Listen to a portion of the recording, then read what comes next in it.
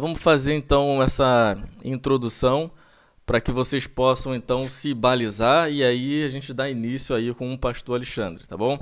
Vamos lá, então a gente tem estudado a carta aos Hebreus, temos visto que o autor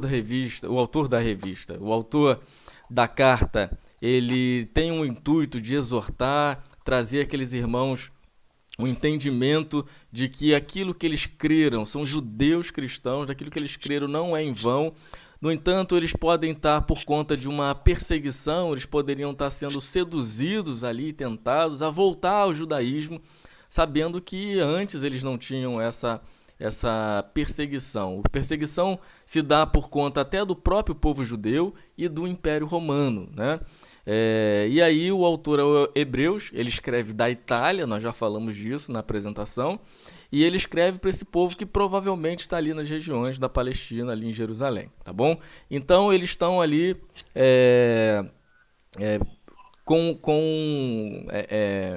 como é que eu posso dizer? Com a tendência a voltar ao judaísmo, às práticas judaicas. Então essa carta veio para exortar os irmãos, dizendo que aquilo que eles creram não é em vão, para eles não voltarem, não voltarem atrás nas suas práticas, mas para seguirem firmes em Cristo. E aí vem uma série de exortações mostrando que Cristo, que Jesus é maior e muito superior a todos aqueles costumes, a tudo aquilo que eles sabiam e levavam como sendo muito importante. Ele é o Messias. E aí ele começa dizendo que Cristo é a revelação do próprio Deus. A maior revelação, mais importante do que a revelação dada pelos profetas. E a gente tratou isso. Os profetas, quando falavam, eles diziam: assim diz o Senhor.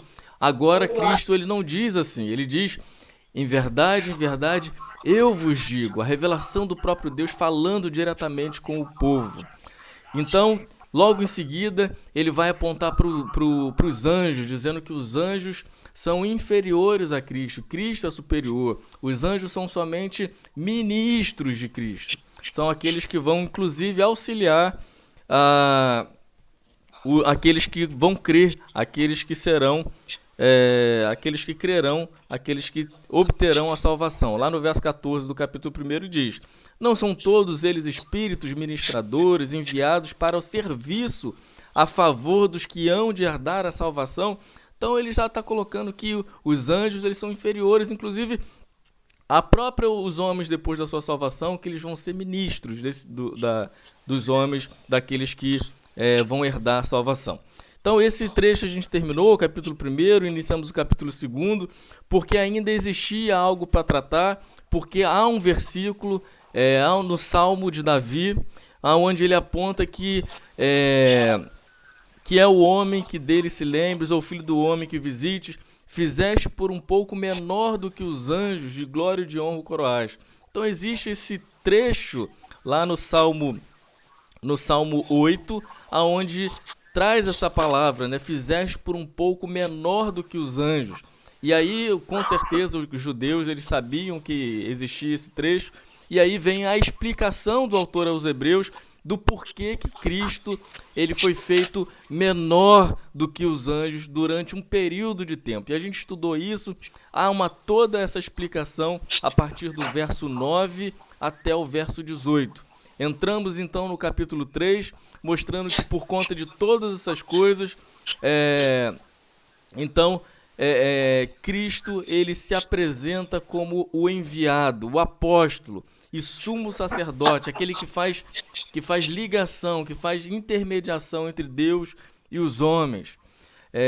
E aí ele vai trazer agora a figura de Moisés, né? Ele primeiro refuta esse paradigma da importância dos anjos, e ele coloca Cristo como mais importante do que os anjos. E agora vem uma série de confrontamentos, aonde ele vai colocar Cristo superior a todas aquelas ideias que os judeus tinham a respeito de personagens, de figuras que existiam no Antigo Testamento. E ele vai terminar dizendo que isso eram sombras daquilo que ainda viria. E aí o primeiro personagem aqui que ele vai tratar é sobre Moisés, e ele vai dizer que Moisés ele era um servo, ainda que fiel à casa do Senhor.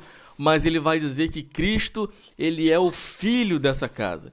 Ele vai dizer que Moisés era fiel e Cristo é fiel, ou seja, ele é o filho, ele é o herdeiro sobre toda a casa de Deus, e toda a casa de Deus, leia-se todos nós, todos aqueles que creram no Senhor Jesus. Então, a partir daí, agora, começa uma série de exortações para que o povo não desista, não caia na incredulidade, assim como aconteceu no passado. E a partir daí, ele vai começar essas exortações, onde ele vai tratar de eventos que aconteceram no passado e que trazem à memória isso para o povo judeu, para aqueles judeus cristãos que agora estão recebendo essa carta. Ele depois vai fazer uma tratativa no segundo ponto, aonde essa mensagem tem que ser observada hoje, tanto para o povo judeu da sua época, tanto para nós hoje. A gente vai escutar essa parte com o presbítero Vinícius.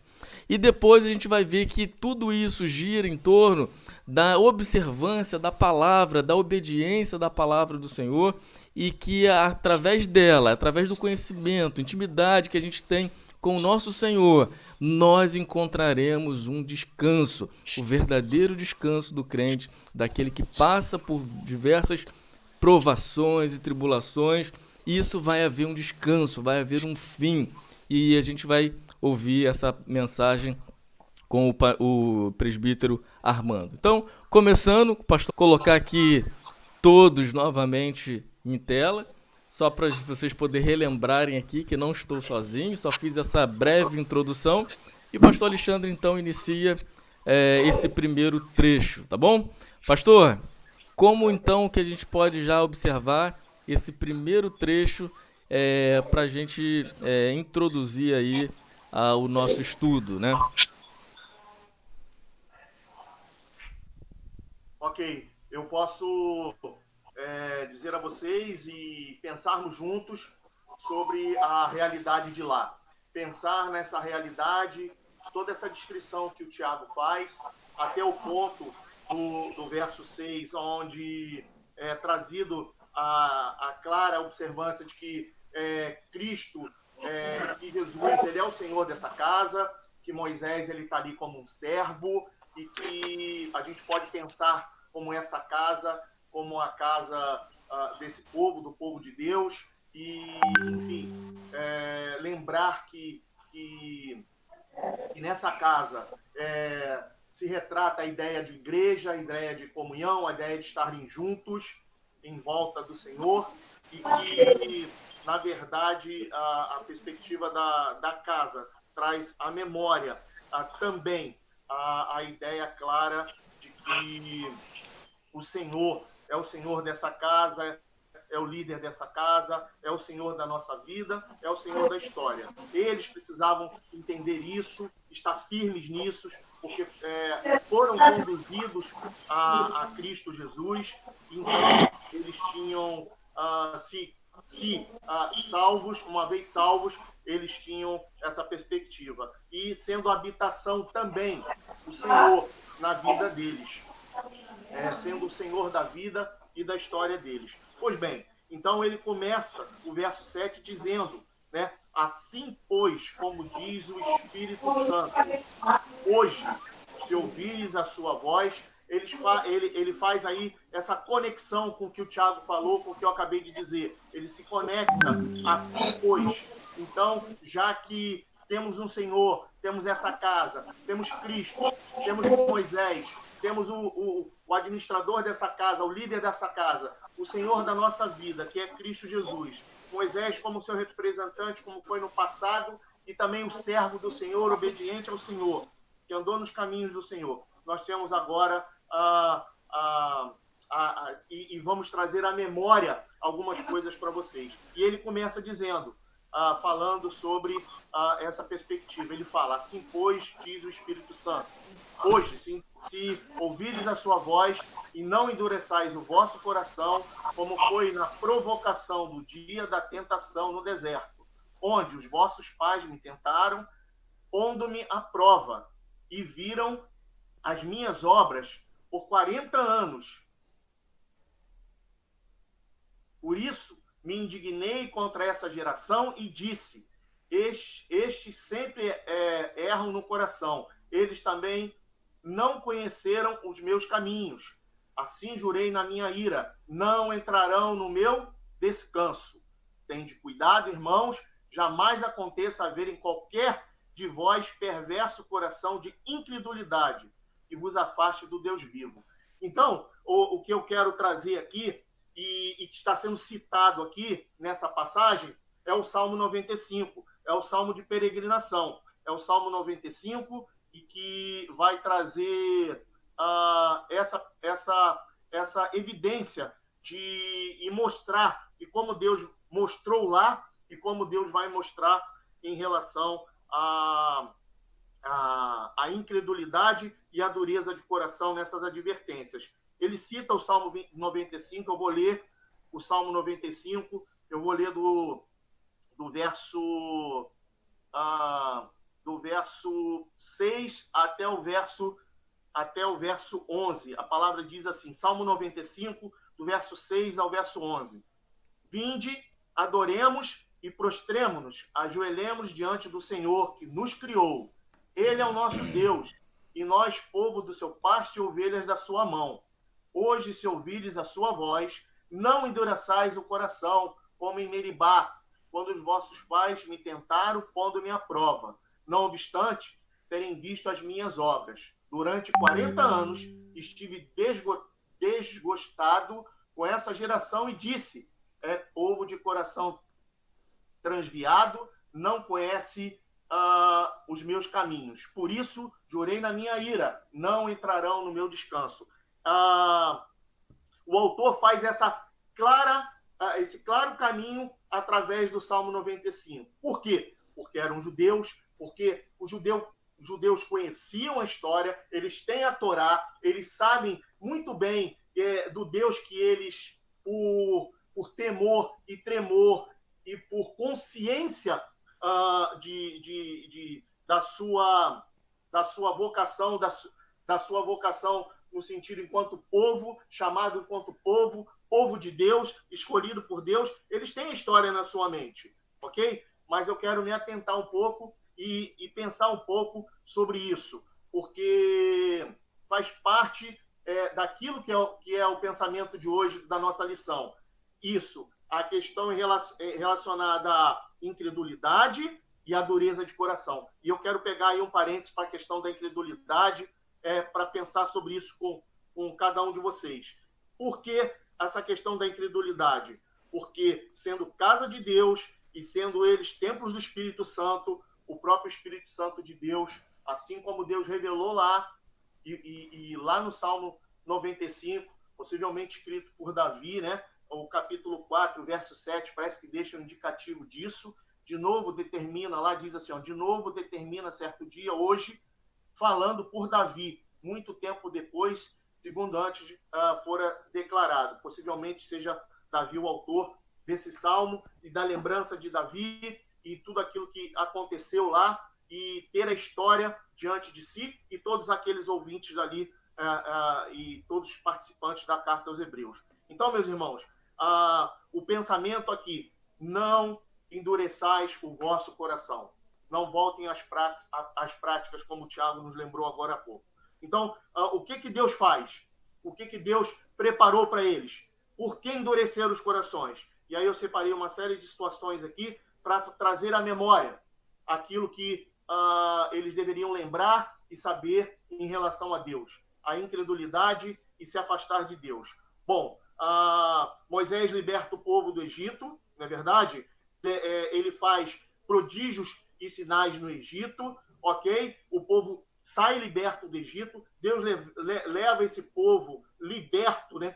E através disso leva até o Monte Sinai. Deus vai lá e dá as leis no Monte Sinai, não é isso? Deus faz uma aliança com esse povo, Deus tem comunhão com eles, Deus se aproxima deles, Deus está entrando com providência na vida deles, ok? E dá toda uma demonstração de poder. Deus envia fogo, Deus envia trovões, Deus faz ressoar trombetas, não é isso? E conduz esse povo, e esse povo chega a um passo a um passo da terra prometida, né? Eles, como povo, chegam a um passo da terra prometida. E ali diante da terra prometida, vem um relato, né? Não sei se vocês vão lembrar, vem um relato de Josué e Caleb, né? Que foram, espiaram, voltaram e deram um relato. E eles se mostraram incrédulos, eles se revoltam contra Deus, se levantam contra Josué e Caleb. Então, Deus olha para aquilo, Deus se entristece, Deus pega aquele povo, volta com eles para o deserto, não é verdade? E ali eles passam 40 anos no deserto. 40 anos de deserto. E ali andando em círculo no deserto. Ok? Toda uma geração é modificada e é retirada. Morre-se uma geração e Deus vai preparar de uma nova geração a entrada na terra prometida. E mesmo assim, mesmo nos 40 anos de deserto, a mão de Deus estava ali, Deus estava agindo ainda em favor deles com sinais e prodígios. A gente pode lembrar do maná do céu, a gente pode lembrar da água, né? Da água que jorra quando é ferida a rocha. Deus cura eles através das serpentes que foram erguidas. Deus abre um chão, né? Abre a terra para engolir Datã e Abirão, e Deus ainda envia as codornizes do céu para alimentar esse povo. E Deus faz isso durante 40 anos. Deus está ali, caminhando junto. Deus fiel à aliança, Deus fiel aos seus propósitos, Deus fiel ao seu pacto com esse povo, mas esse povo continua murmurando, ele reclama do maná, eles se levantam com ídolos, eles se envolvem em prostituição e não querem realmente tomar posse das promessas de Deus para a vida deles. Aí Deus castiga, aí Deus se ira contra esse povo, contra o pecado desse povo. Então, qual é o resultado disso? Só uma nova geração entraria na terra do descanso, na terra prometida. E isso a gente vê claramente aqui quando ele fala, né, a partir do verso 9, né, onde os vossos pais me tentaram, pondo-me à prova, e viram as minhas obras por 40 anos, conforme eu relatei aqui resumidamente para os irmãos. Isso tinha que estar vivo, tinha que estar latente na memória deles. Isso era claro para eles, porque era um povo que conhecia Deus e sabia quem era Deus. E eles erram, e eles se desviam, e eles endurecem o coração deles lá. E Deus está falando aqui, não endureçam os vossos corações. Toda a revelação vos foi dada. Uma nova e eterna aliança foi estabelecida em Cristo Jesus. Vocês tomam conhecimento disso, do Messias, do Salvador, do prometido de Israel. Há uma nova realidade, e uma nova realidade de vida em Cristo Jesus. Há uma nova novidade de vida em Cristo Jesus. E para reforçar sempre essa ideia para a gente, o Senhor, ele retrata também no Salmo 78, depois você confere lá, mostrando exatamente sobre isso, do agir e do poder de Deus, do verso, eu anotei aqui, Salmo 78, de 40 a 53. Depois o Senhor vai fazer isso em 1 Coríntios 10, Paulo também falando sobre essa questão de desobediência, de incredulidade, de dureza de coração também, conversando e falando para a igreja de Corinto. Ele cita, ele abre um parêntese em 1 Coríntios 10 para isso. Então, o autor, ele usa a história, né, como base de toda uma advertência àqueles leitores e àqueles irmãos ali que estavam sendo perseguidos ou que estavam fraquejando na fé e queriam voltar aos seus costumes, a tentação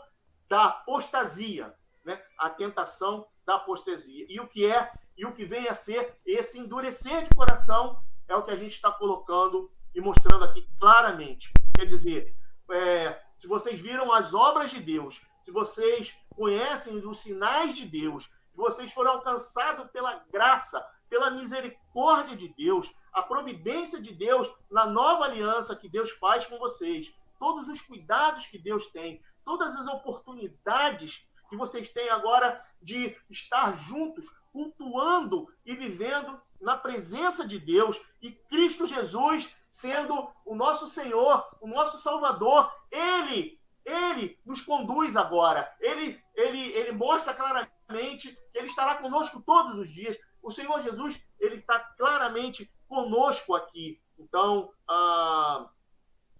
diante dessa nova e eterna aliança, essa carta vai retratar sempre isso na questão do sacerdócio, no sacerdócio de Cristo, como o sacerdote perfeito na casa de Deus.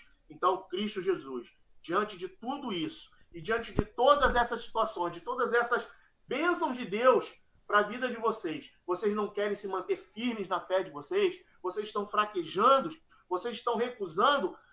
Recusar, crer e obedecer faz parte dessa jornada. É isso que o autor está apontando aqui. Não ao outro caminho. O caminho é o Senhor. Ele mesmo, o próprio Deus, ele mostra isso. É aquela ideia, né? Tiago, irmãos, Vinícius e Armando. A ideia da nova criatura. A nova criatura que crê, né? E foi assim com os que estavam ali. A nova criatura que é batizada, que agora se assenta e participa da mesa do Senhor, é isso? Que cultua a Deus e pode cultuar a esse Deus vivo com louvor e adoração, e eles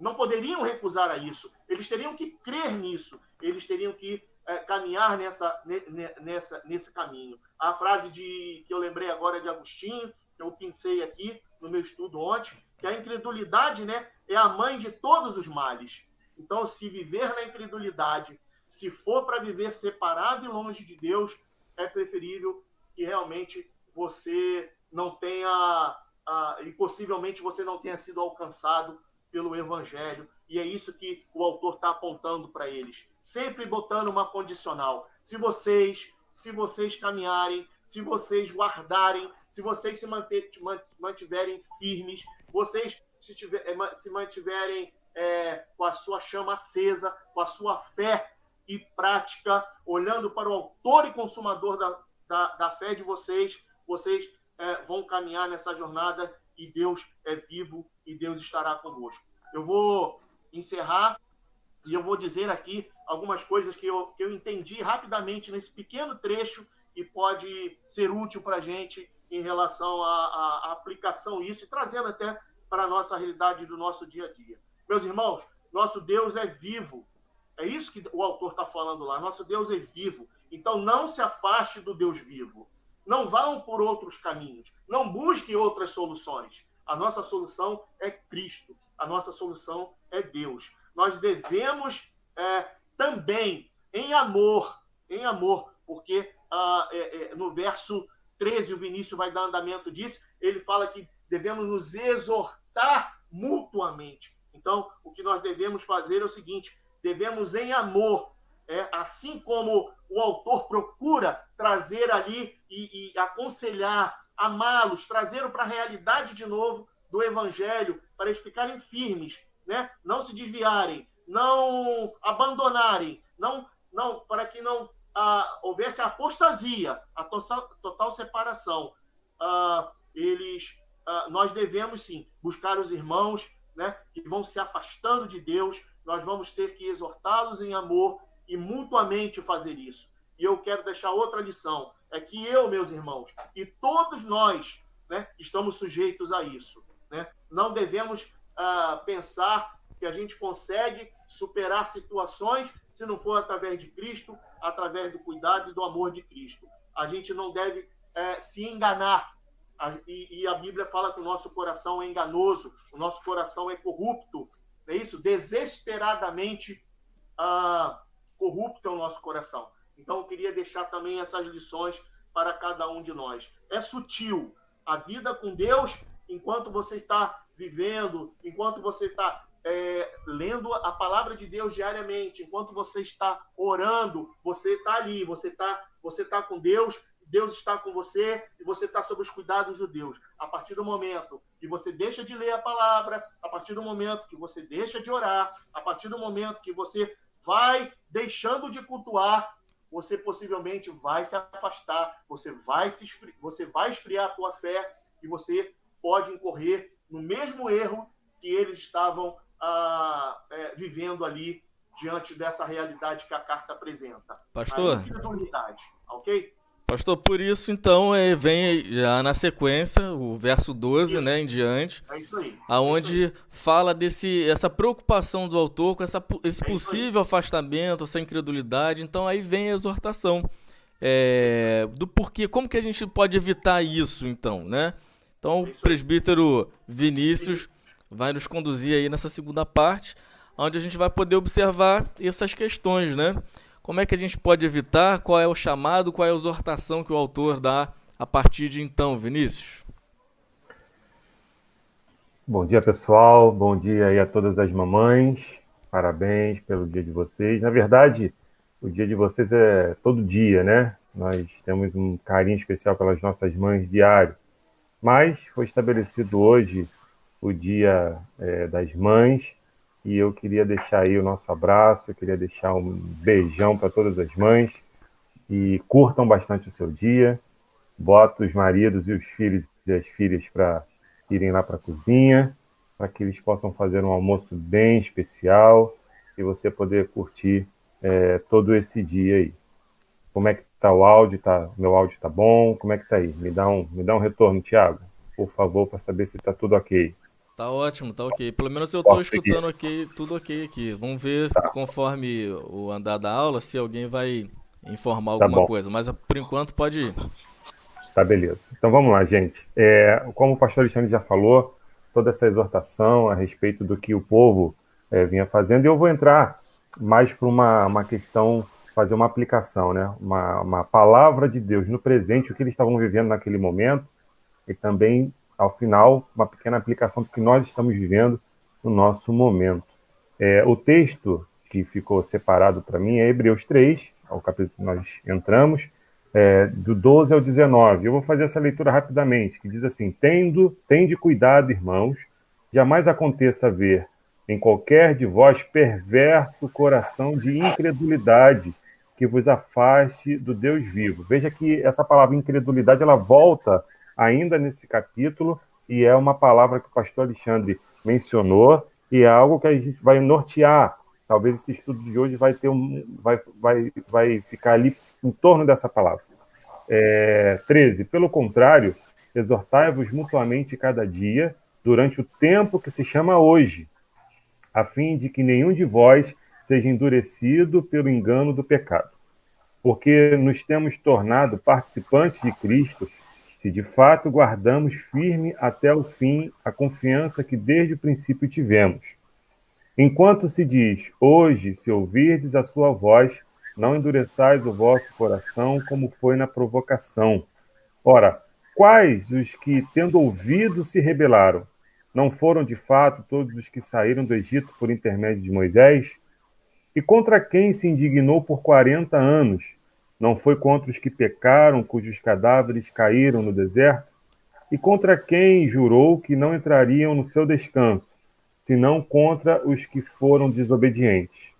19. Vemos, pois, que não puderam entrar por causa da incredulidade. E aí volta a palavra a ter um certo destaque.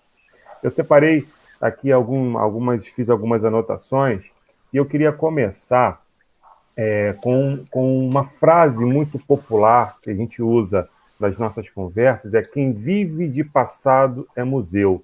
Você já deve ter ouvido essa frase, você já deve ter também falado isso. Quem vive de passado é museu. Isso é muito comum nas discussões entre torcedores, né? Porque fala, meu time é melhor que o seu, mas o meu foi campeão em 1933, mas é aquela brincadeira toda, e sempre tem, quem vive de passado é museu.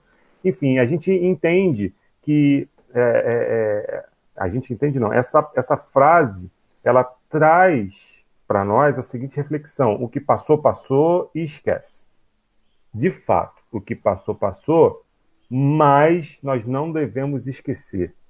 Aqui no texto, o autor de Hebreus, ele aponta para o passado do povo de Israel, de toda uma peregrinação que eles passaram, de tudo aquilo que eles tiveram de ruim da prisão, do cativeiro, e eles foram libertados e começaram a andar num deserto, e Deus a todo momento se fez presente com eles, dando a direção, dando o caminho, dando a luz à noite e o fogo para aquecimento, dando a nuvem na parte da manhã para um bem-estar, andando num deserto, e o sol na cabeça. Então, Deus deu esse alívio.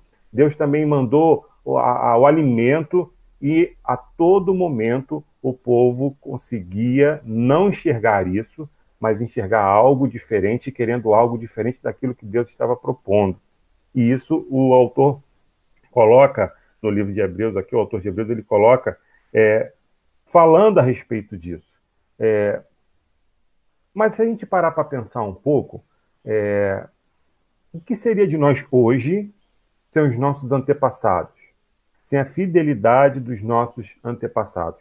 Então vamos lá. A geração, talvez, que viu todo aquele mover no momento da libertação, aqueles que viram acontecer, por exemplo, as 10 pragas, aqueles que presenciaram, aqueles que olharam tudo aquilo acontecendo, aqueles que arrumaram as suas coisas e falaram: estamos livres, vamos seguir um caminho nos indicado.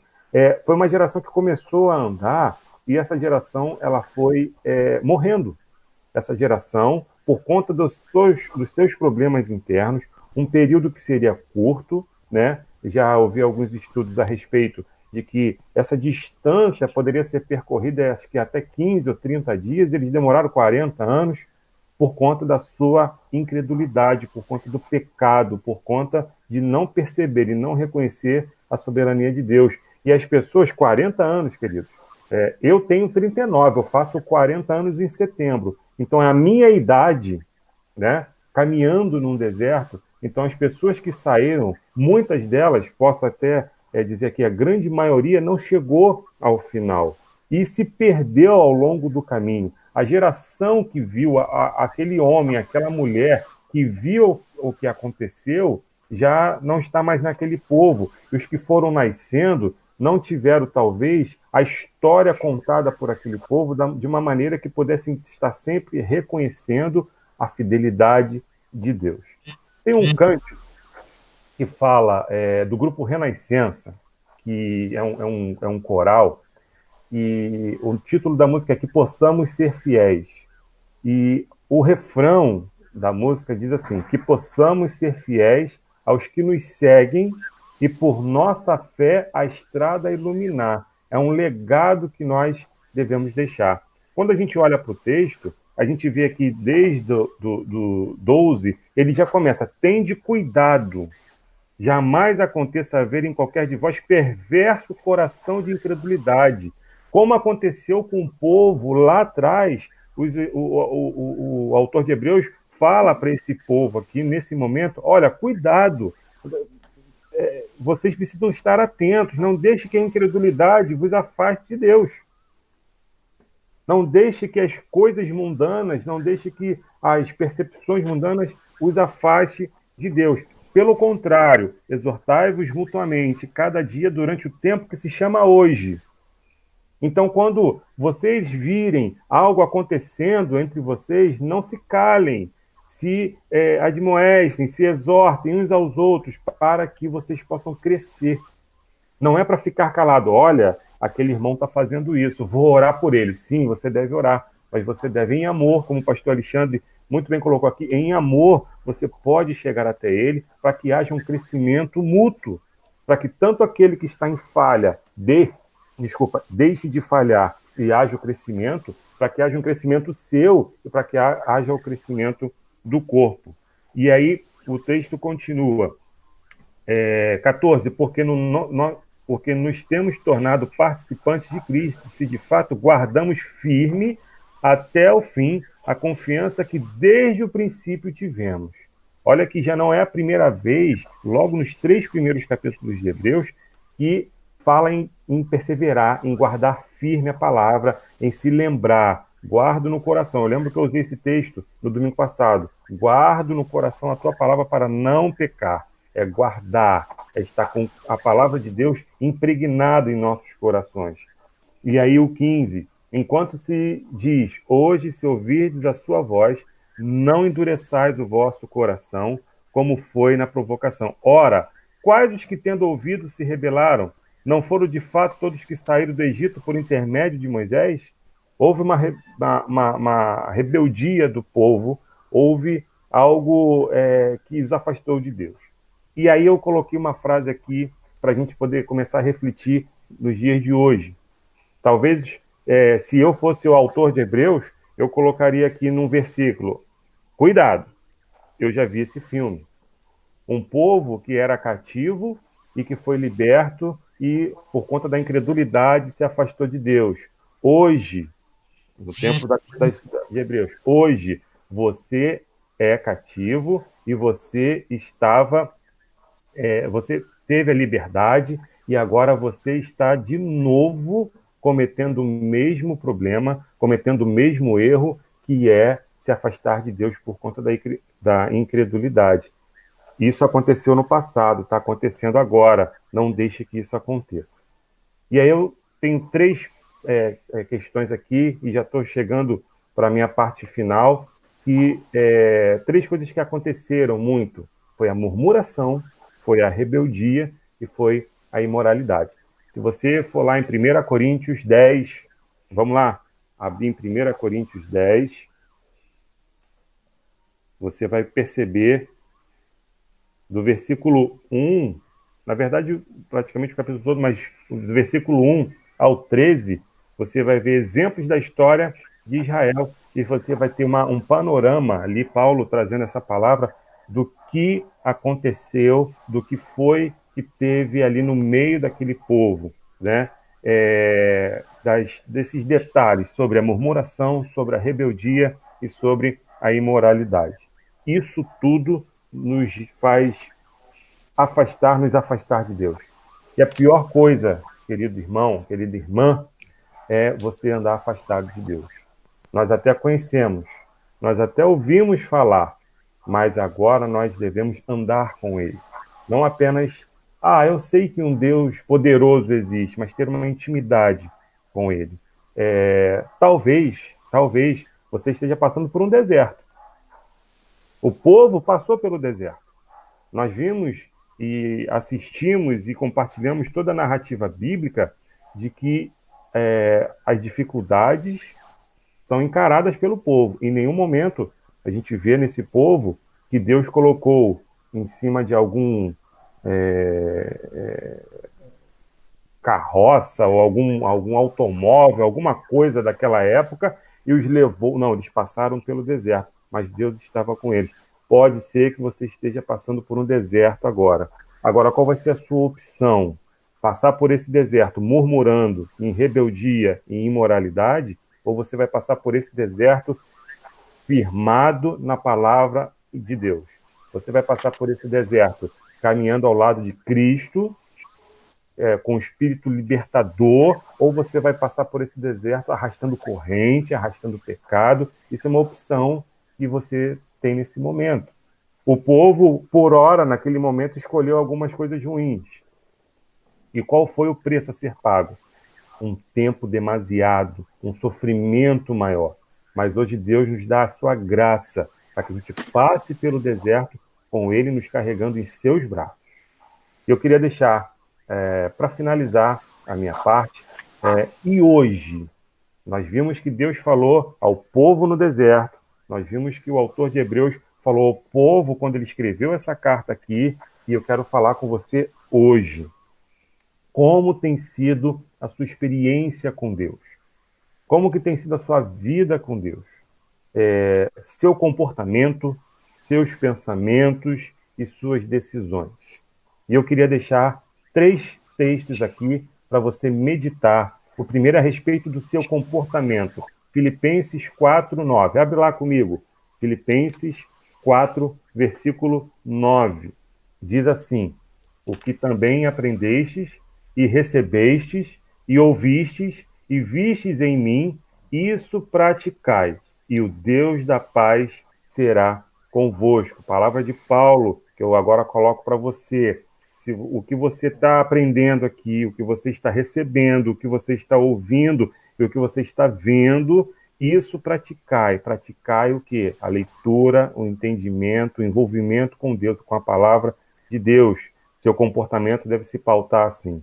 Seu pensamento, é só você olhar o versículo 8, Filipenses 4:8. Olha o versículo de cima. Finalmente, irmãos, tudo que é verdadeiro, tudo que é respeitável, tudo que é justo, tudo que é puro, tudo que é amável, tudo que é de boa fama, se alguma virtude há e se algum louvor existe, seja isso que ocupe o vosso pensamento.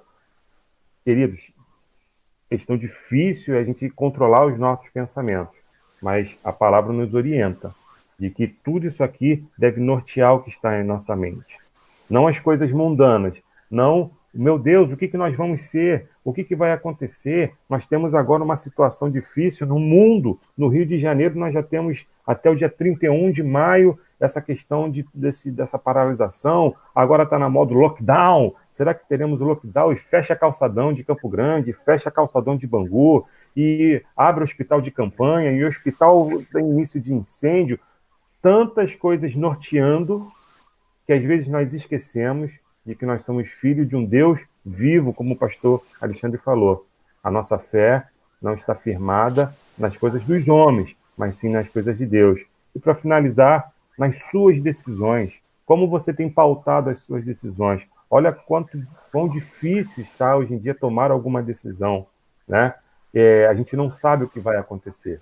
Mas eu queria deixar para você, para finalizar, Salmo 37:4. Como que você pode pautar as suas decisões?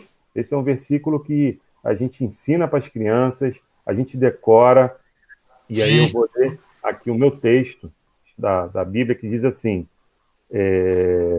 Salmo 37:4. Agrada-te do Senhor, e Ele satisfará os desejos do teu coração. Medite nessa palavra. Agrada-te do Senhor, e Ele satisfará os desejos do seu coração. Tem uma decisão a ser tomada? Tem algo que você precisa estar decidindo? Agrada-te do Senhor. Busque no Senhor. Ele vai trazer para você sabedoria, Ele vai trazer para você discernimento. Coisas que em algum momento o povo no deserto não teve, em algum momento o povo hebreu não teve, em algum momento nós não tivemos hoje. Mas é a palavra de Deus nos socorrendo. É Deus conosco, é Deus nos ajudando, é Deus fazendo a sua obra. Espero ter ajudado, espero ter compartilhado com os irmãos, para que a gente possa crescer junto. Vinícius, muito boa essa exposição, e eu queria, duas coisas me chamam a atenção nesse trecho, né? Quando que a gente deve observar essas coisas todas, né, na nossa vida? Como que a gente deve fazer essa autoavaliação e ver como que está a nossa intimidade com o Senhor, e que para que essa incredulidade não venha nos arrebatar aí. O texto diz, quando? Hoje. É hoje. Exatamente. Sempre a palavra do Senhor vem a exortar. Quando que eu devo me consertar? Quando que eu devo buscar o Senhor? Hoje. Vai ter um momento, irmãos, que vai chegar que você não vai ter como mais alcançar essa palavra, não vai ter como fazer essa mudança. Então, ouça a voz do Senhor, não endureça o seu coração. É hoje. E outra coisa muito interessante, está no verso 16 e 17. O autor ele faz os questionamentos. Ora, quais os que tendo ouvido se rebelaram? Não foram de fato os que saíram do Egito por intermédio de Moisés? O que ele está dizendo? Não foi o povo? Não é o povo de Deus que ele está exortando? Deus exorta, Deus corrige a quem ele ama. Irmãos, se você está sendo exortado, é porque Deus ama. Ele quer que você mude, quer que você se modifique e que se achegue para Ele. Como que a gente vai, então, compreender todas essas questões, que a vida do cristão é dura, é difícil? O próprio Senhor diz que aquele que quer me seguir, tome a sua cruz e me siga. O caminho é estreito, é apertado, mas é esse caminho que vai te levar e vai me levar à salvação. Vai ter um dia de descanso, vai ter um dia onde a gente vai repousar e vamos estar face a face com Ele, nesse descanso que é o próprio Senhor. E aí, então, a gente vem para o último trecho da mensagem, no capítulo 4. Que descanso é esse? O povo não teve o descanso lá quando entrou na terra? Que descanso é esse então? Como que a gente vai obter depois de tantas dificuldades por passar aqui? Nós vemos que como que é dura e difícil a vida do cristão nas aulas anteriores. Vimos a vida de Paulo, como que ele foi apedrejado, perseguido, cada cidade que ele entrava. Ele exorta Timóteo lá em Éfeso: Timóteo, se você quer viver uma vida fielmente em Cristo, cuidado, você vai ter perseguições. A vida do cristão é essa, né? O pastor Nerval sempre costuma dizer: depois de uma tempestade, vem outra tempestade. E é assim, a gente vai seguindo, mas vai vir um dia de descanso. Presbítero Armando. Bom dia, pessoal. Bom dia a todos aqueles que estão nos ouvindo, nos vendo. Eu também queria aproveitar essa oportunidade para agradecer à diretoria da Escola Dominical de me convidar para ter uma palavra nessa manhã. Eu confesso que durante todos esses anos que eu tenho, 67 anos, para mim vai ser uma experiência assim ímpar. Nunca imaginei que eu fosse um dia estar sentado numa mesa dentro de casa, falando um aparelho no celular e com uma oportunidade de centenas e centenas de pessoas estiverem ouvindo. Então, para mim, é um privilégio muito grande. Muito obrigado a Tiago, Baixo, pastor Alexandre, por esse convite. Tiago, eu também queria fazer, tá bem a voz, está saindo bem aí o som, tem alguma dificuldade? Tá tudo ok aí? Perfeito. A gente tem aí alguns moderadores no nosso grupo, o Claudinho, tem o Cisino, e sempre estão dando aqui um feedback bom. Qualquer interferência, qualquer barulho aí, a gente comunica. Tá bom. Então, depois que o pastor Alexandre falou, e o diácono Vinícius falou do pecado, da idolatria, da desobediência, o autor da carta aos Hebreus, na realidade, ele está falando para judeus que se converteram. Nós podemos até chamar da igreja, né? Aqueles judeus que se converteram. E ele está chamando a atenção, e ele faz uma comparação entre a saída do povo de Israel do Egito, aquele tempo que ele passou 40 anos no deserto, na esperança de entrar na terra prometida. E durante esse período, muitos que creram lá no Egito, e nós sabemos da história que o anjo da morte ia passar, e aqueles que creram em Deus, que Deus iria tirar eles lá da terra da escravidão, teria que manchar de sangue as bordas da porta. Muitos creram, saíram e entraram no deserto. E nesse período, o que aconteceu? Nesse período, muitos falharam na fé. E muitos que falharam na fé não entraram na terra de Canaã. E o autor, ele está no capítulo 4, do versículo 1 até o versículo 13, ele está fazendo essa comparação entre aquele episódio do passado e a igreja hoje. Qual é a perspectiva da igreja? Qual é a perspectiva do futuro de um cristão? Você é cristão porque você entrou numa igreja, porque você faz parte de um membro de uma igreja, porque você participa de todas as atividades da igreja? Qual é a tua perspectiva? Qual era a perspectiva daquele povo que saiu do Egito, entrou no deserto, não era entrar na terra prometida? E aí nós temos uma perspectiva que o autor fala do descanso. Então, para não ler todo o capítulo, eu vou ler só do versículo 1 do capítulo 4 de Hebreus até o versículo 3. Quem tiver com a Bíblia aberta pode acompanhar. Então, temamos.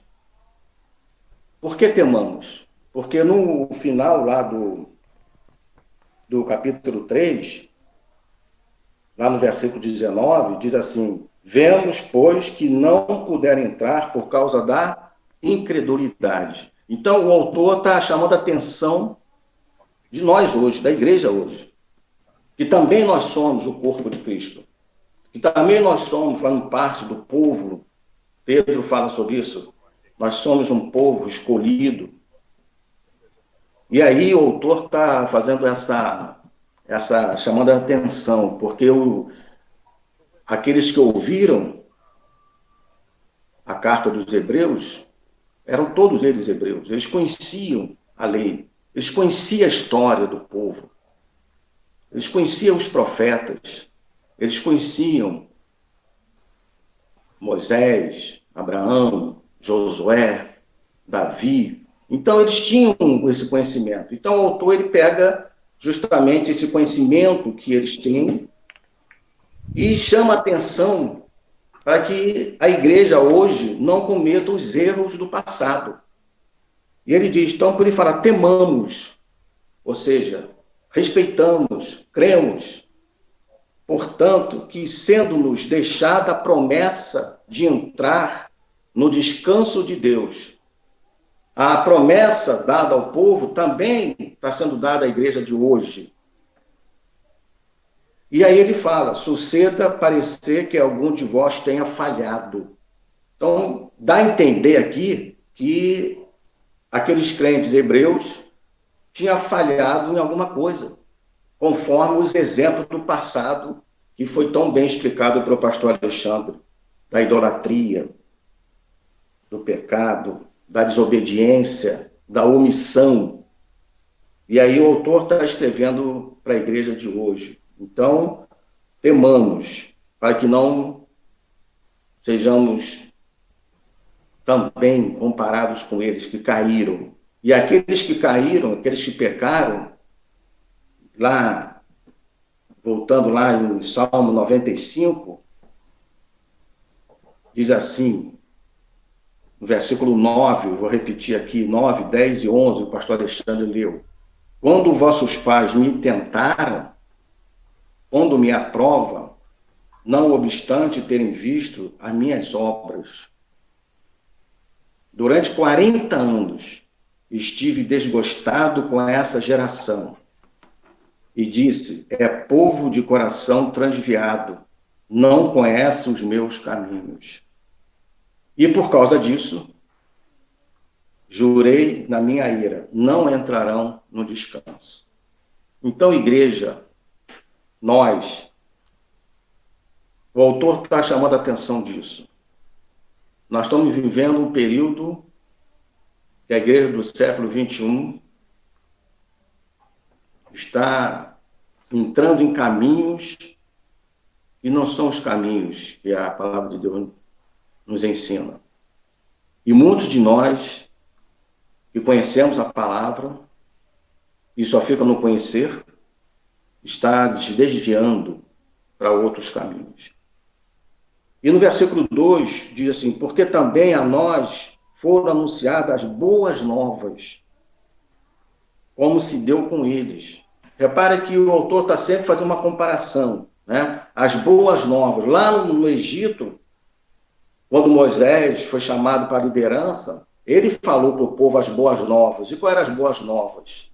Era que Deus iria tirar aquele povo da servidão. E quais são as boas novas nossas?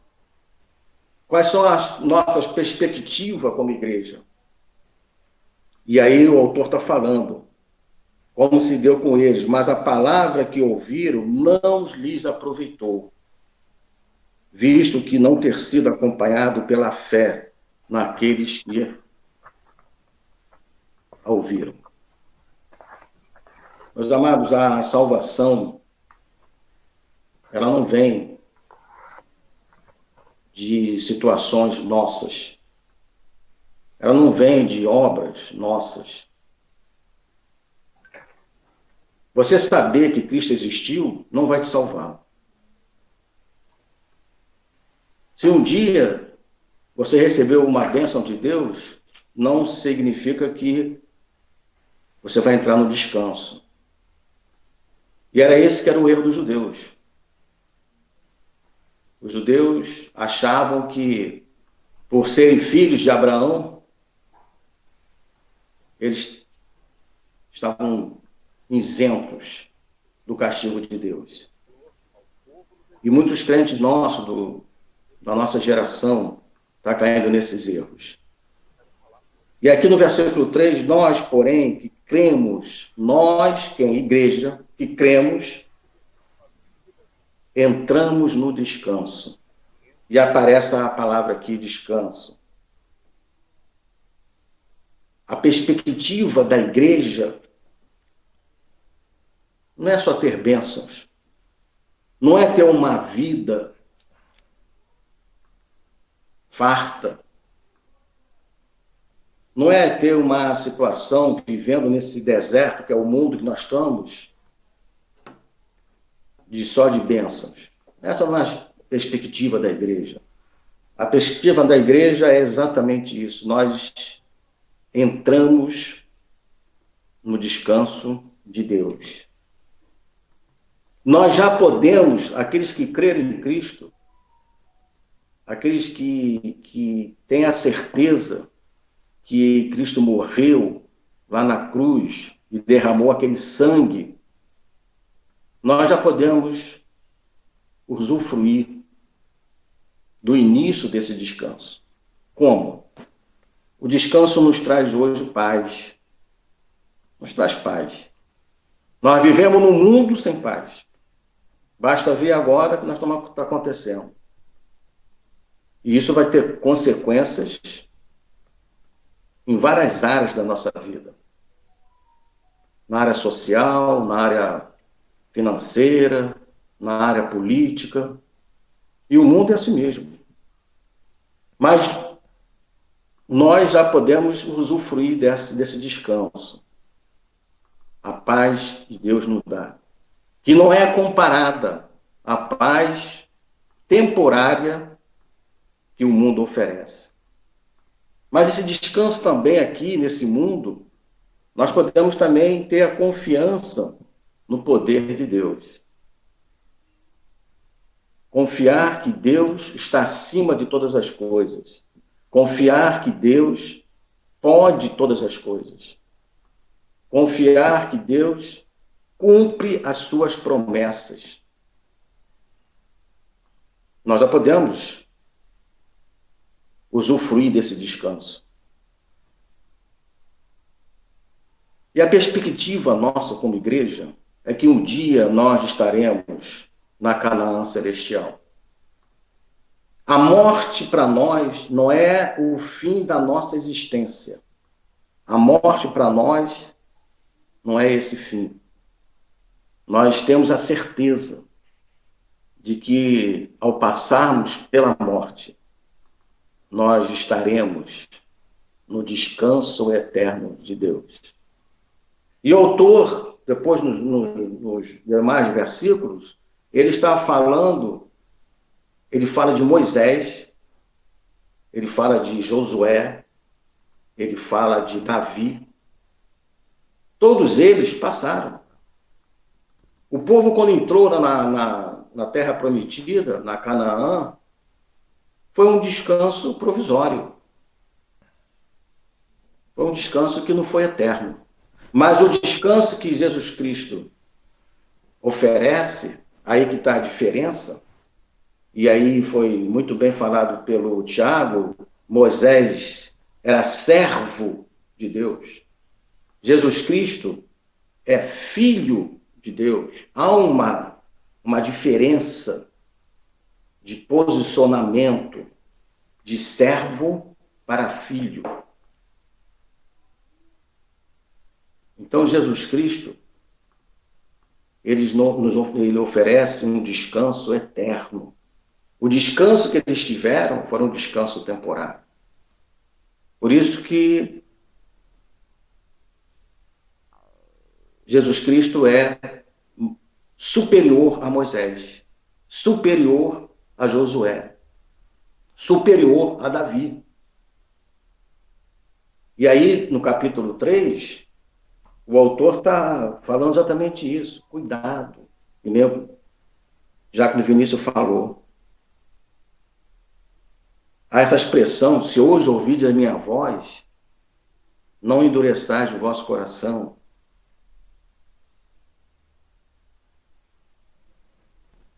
Igreja, cuidado com isso.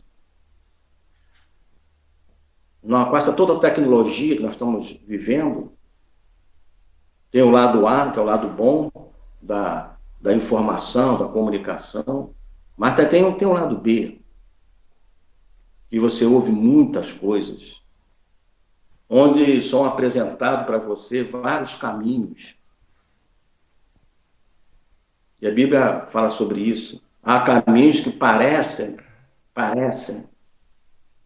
perfeitos, mas o final deles é o caminho da morte. Então o autor está fazendo exatamente isso, fazendo uma comparação com o passado, que já passou, onde eles erraram,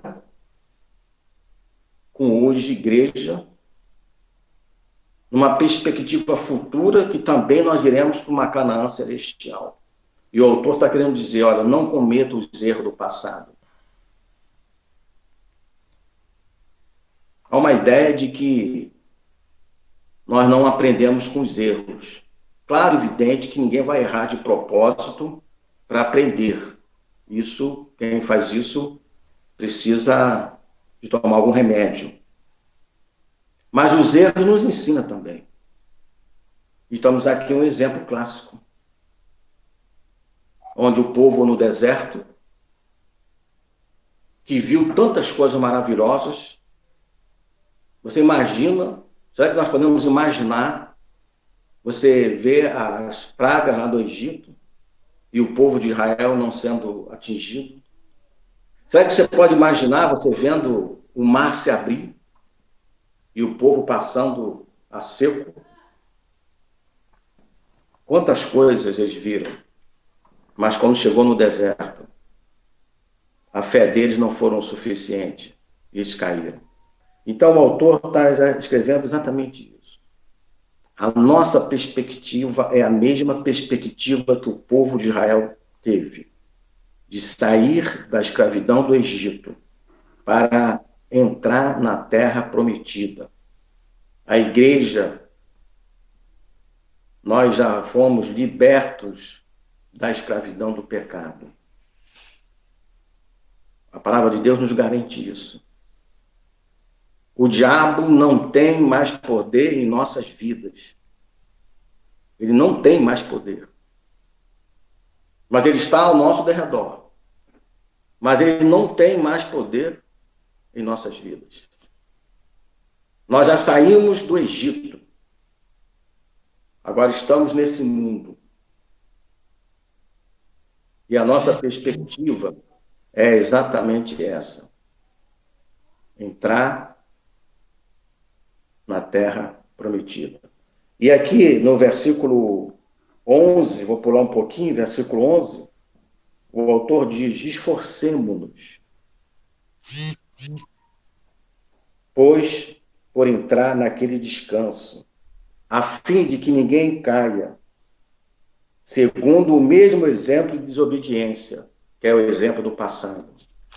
No versículo 14, outra chamada que o autor fala em Hebreus: tendo, pois, a Jesus, o Filho de Deus, como grande sumo sacerdote, que penetrou os céus, conservemos firmes na nossa fé, confissão.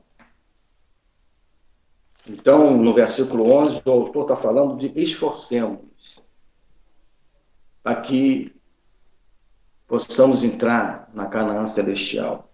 E no versículo 14, conservemos. E no versículo 16, outra chamada que o autor fala: achegamo-nos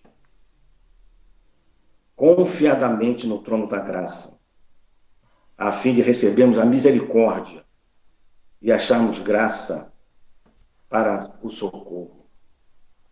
Então, meus amados, igreja, você tem tudo na mão. Tudo na mão. Você tem a palavra de Deus, nós cremos, É Deus falando com você, te exortando. Você tem a oração em que você pode falar com Deus. Você tem a comunhão como igreja. E você tem uma perspectiva que ninguém tem. Só um filho de Deus tem. É de quando passarmos desse deserto, nós estaremos eternamente no descanso de Deus. Então, esse capítulo 4, o autor, ele está exatamente mostrando o passado, que é o erro, o passado, o erro dos judeus,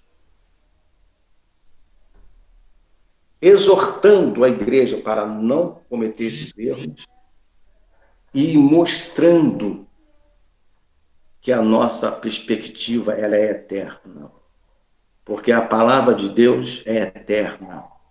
Jesus Cristo é eterno. O nosso Deus, ele é eterno.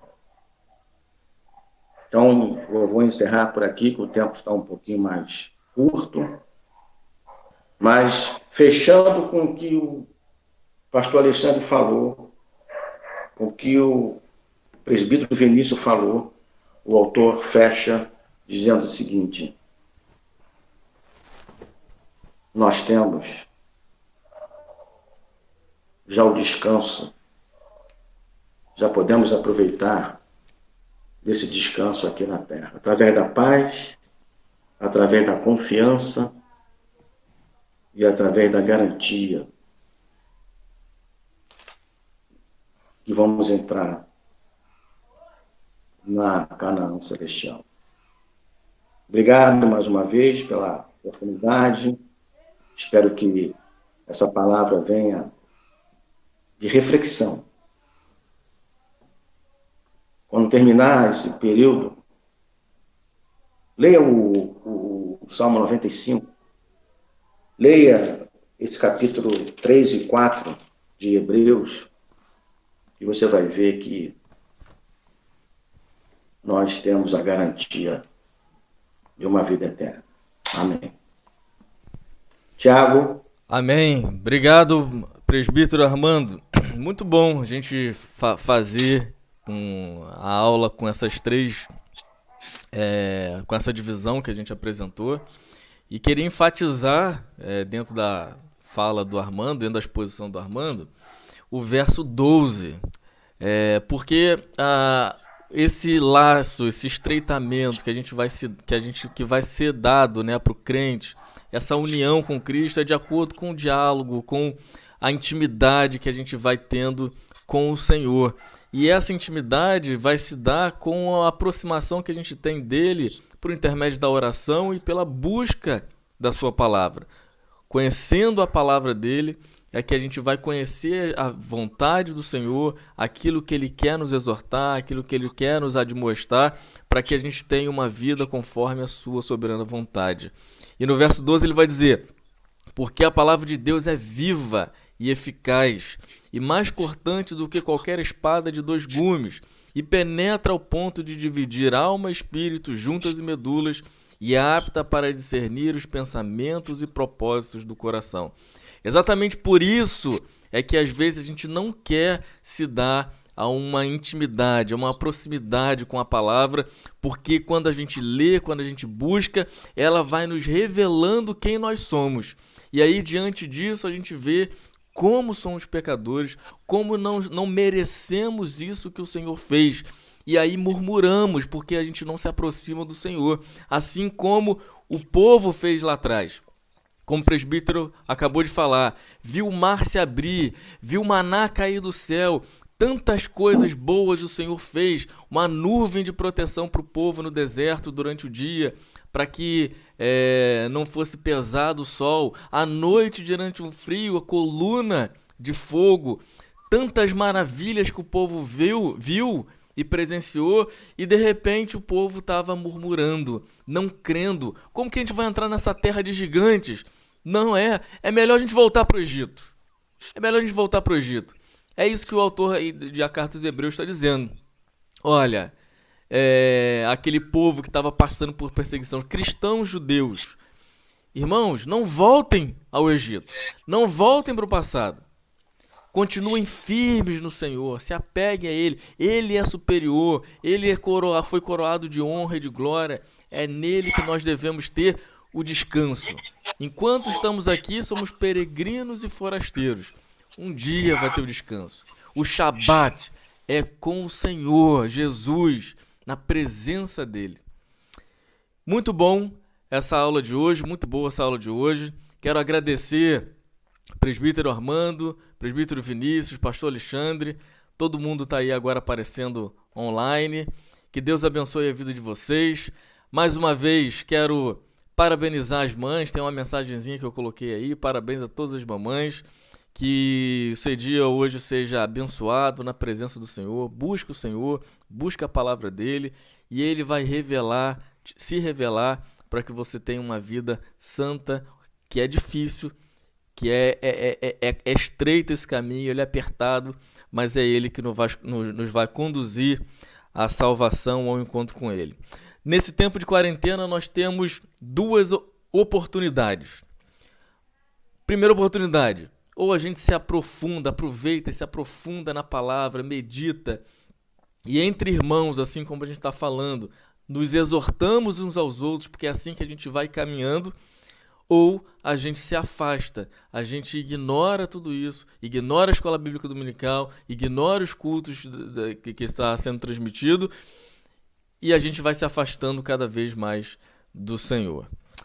Duas oportunidades que nós temos diante de nós nesse período da quarentena. Qual dessas duas oportunidades você vai se agarrar firmemente? Pense nisso, pensa nisso.